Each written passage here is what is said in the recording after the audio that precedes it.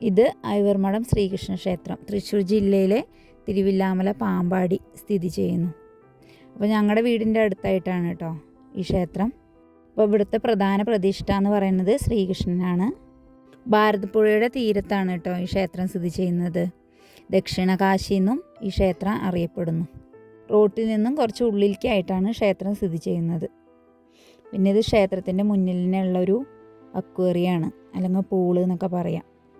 അതിൽ ധാരാളം മത്സ്യങ്ങളുണ്ട്, നല്ല വലിപ്പത്തിലുള്ള മത്സ്യങ്ങൾ.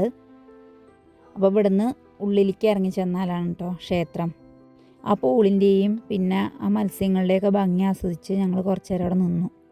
പൂളിൻ്റെ അവിടെ നിന്ന് കുറച്ച് മാറിക്കഴിഞ്ഞാൽ ശ്രീകൃഷ്ണൻ്റെ ഒരു ശില്പമുണ്ട് കേട്ടോ, അതും നല്ല മനോഹരമാണ്. വൈകുന്നേരമാണ് ഞങ്ങൾ വന്നത്. അപ്പോൾ അന്നത്തെ ദിവസം ഒരു പ്രത്യേകത ഉണ്ടായിരുന്നു. എന്താ വെച്ചാൽ ധാരാളം വിളക്കുകളൊക്കെ കത്തിച്ച് വെച്ചും പിന്നെ പൂമാലകളൊക്കെ ചാർത്തിയിട്ടുണ്ടായിരുന്നു. ആരോ വഴിപാട് കഴിച്ചതാണ് അത്രേ. അങ്ങനെ ഉള്ളിലൊക്കെ കയറിയിട്ട് ഞങ്ങളൊക്കെ തൊഴുതിറങ്ങി. പഞ്ചപാണ്ഡവന്മാരായ 5 പേർ ചേർന്നാണ് ഇത്ര ഈ ക്ഷേത്രം നിർമ്മിച്ചത്. അതുകൊണ്ടാണ് ഐവർമഠം എന്ന പേര് വന്നത് എന്നാണ് വിശ്വാസം. അതായത് മഹാഭാരത യുദ്ധത്തിന് ശേഷം പഞ്ചപാണ്ഡവന്മാർ അവരുടെ ബന്ധുക്കളുടെ ആത്മാവിന് ശാന്തി കിട്ടാൻ വേണ്ടിയിട്ട് ശ്രീകൃഷ്ണ ഭഗവാനെ ആരാധിച്ചു.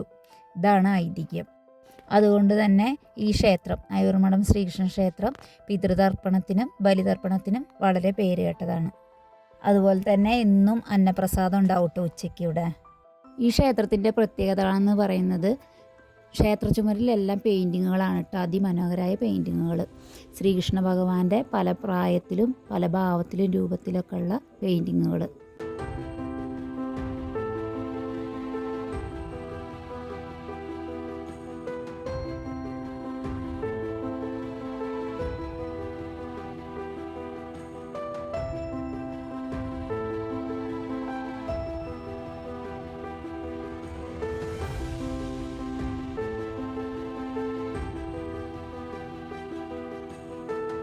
ആ ചിത്രങ്ങളൊക്കെ കണ്ട് അവിടുത്തെ കാഴ്ചകളൊക്കെ കണ്ടിട്ട് പിന്നെ ഞങ്ങൾ ക്ഷേത്രത്തിന് ചുറ്റും പ്രദക്ഷിണം വെച്ചിട്ട് തൊഴുകയാണ്.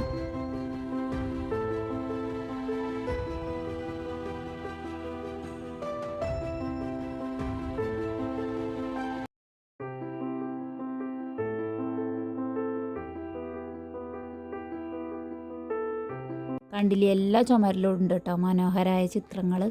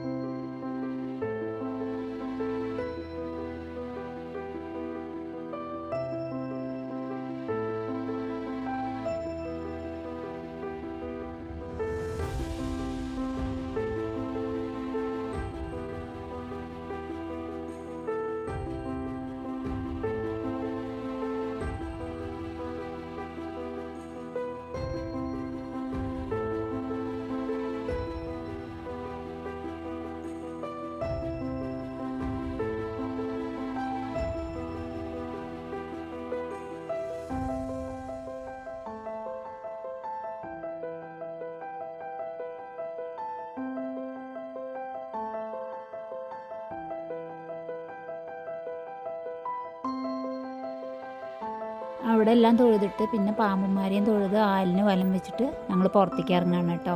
ഇത് പുറത്തേക്കുള്ള വഴിയാണ്. ഇവിടുന്ന് താഴേക്ക് ഭാരതപ്പുഴയാണ്.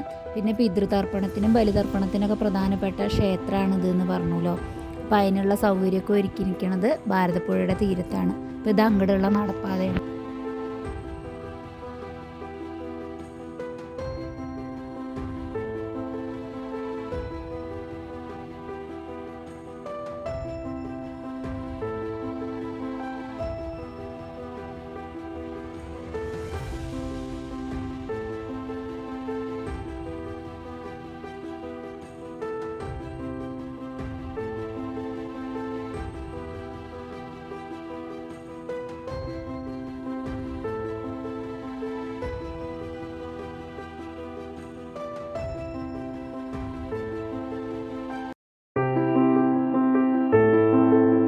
ഇവിടെ ഒരു ചെറിയൊരു ക്ഷേത്രകുളം ഉണ്ട് കേട്ടോ.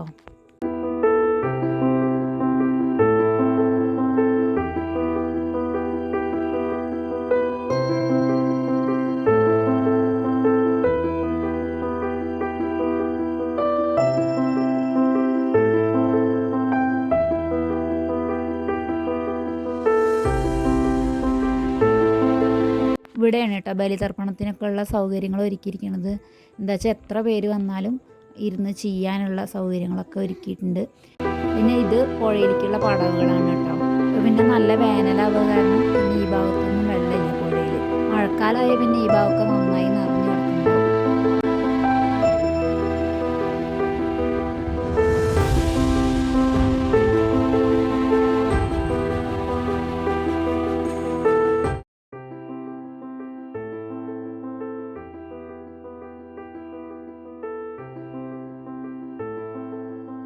ആ കാണുന്നതാണ് ലിക്കിടി പാലം. ഗേറ്റ് അടവ് കാരണം വണ്ടികളൊക്കെ നിർത്തിയിട്ടിരിക്കുകയാണ്.